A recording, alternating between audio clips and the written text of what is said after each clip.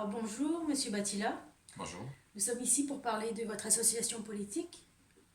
Donc expliquez-nous qu'est-ce que le CAP 21. CAP 21 est une association politique justement qui signifie Congo, avenir et perspective. Et 21 pour 2021 justement qui pour nous serait l'année d'un élan nouveau, l'année d'un nouvel idéal. Et en même temps euh, un saut dans le 21e siècle où nous sommes déjà. Pourquoi soutenir Monsieur Denis Christel Sassou Nguesso, fils du président actuel, alors qu'il est cité dans différentes affaires de détournement de biens publics? Dans ma réponse, je ne vais pas être court parce qu'il s'agit d'une personnalité ou d'une personne ou d'un leader qui œuvre de façon sérieuse pour les Congolais. Déjà, le patronyme n'a jamais été un délit, pour commencer. Et dans l'histoire du monde, il y a bien eu des enfants issus du palais qui ont œuvré et qui ont changé les choses. Moïse était un enfant du palais, Bouddha était un enfant du palais. Donc il ne s'agit pas d'être un enfant du palais pour qu'on t'attribue tout et n'importe quoi.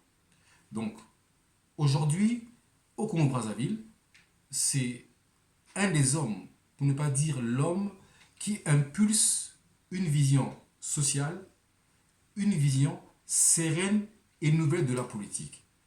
Et donc, à notre bon sens, dans CAP 21, nous avons estimé qu'il serait l'homme qui peut porter l'idéal Congo aujourd'hui. Aujourd'hui, le Congo vit une crise majeure liée à la mauvaise gestion.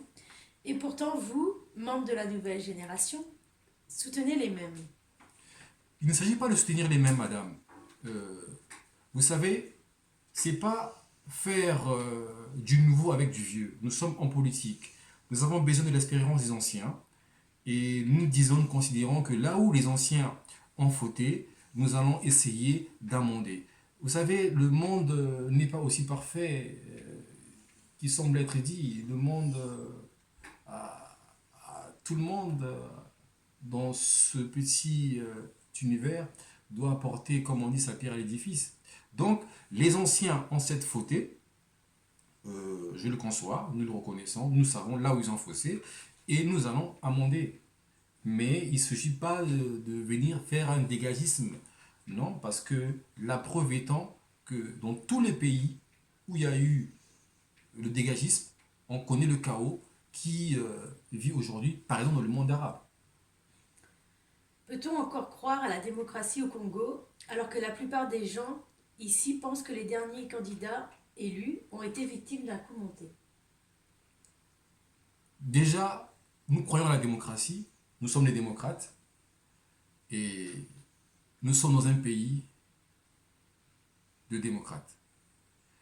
Les anciens candidats, on va dire, les candidats malheureux, qui s'entendent dire qu'ils ont été arrêtés pour des raisons politiques, non, il faut voir les choses dans leur fond.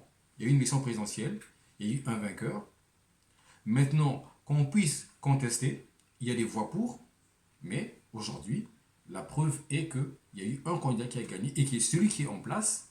Donc, il ne suffit pas de dire, par exemple, sur les réseaux sociaux que X a gagné. Une élection présidentielle, elle se gagne sur le terrain et dans les urnes, pas ailleurs. Donc, ceux qui contestent n'ont qu'à bien faire d'aller sur le terrain politique. Parlons un peu de vous. Que fait votre communauté en France? Moi, déjà, je suis un leader associatif, président de l'association Le Cœur Flamboyant, qui œuvre dans l'aide au métier. Et d'autre part, pour parler de la diaspora congolaise, nous avons la pire des diasporas, qui est reconnue aujourd'hui, on va dire, dans l'univers vestimentaire, à présenter les vestiges des autres, qui est mal habillé, qui est bien habillé, mais qui est incapable d'apporter un projet de formation, de changement de culture. Donc, la note de notre diaspora, sur 10 elle serait de 1. En France, depuis quelques années, on parle du flux migratoire. Que pensez-vous de ce débat? Justement, nous sommes au XXIe siècle et ce débat, à mon sens, a tout son intérêt, mais il faut voir les choses à leur début. Le continent africain a quand même derrière elle 500 ans d'esclavage, pour dire plus. Donc déjà, faisons ce bilan-là. La nouvelle génération fasse ce bilan et cherche à connaître le pourquoi. Pourquoi ces gens sont-ils là? Pourquoi ces gens continuent-ils à venir là? Déjà, ça serait, on va dire, meilleur pour les Français et pour les Africains. Pensez-vous que M. Denis Christel Sassou Nguesso soit un sérieux candidat à l'élection présidentielle 2021? À la question, je vais vous répondre sans hésitation. Aujourd'hui, c'est le meilleur candidat pour les Congolais et pour le Congo. Très bien. Prochaine élection présidentielle au Congo en 2021, que peut-on vous souhaiter? Déjà, le seul souhait pour moi et pour les Congolais, ça serait que Denis Christel Sassou Nguesso soit le candidat. Après, il n'est pas dit qu'il va gagner, mais déjà qu'il soit candidat pour porter sa vision. Très bien, nous sommes au terme de notre entretien. Je vous remercie pour vos réponses. C'est moi qui vous remercie d'avoir pris le temps de poser des questions au nom de personne.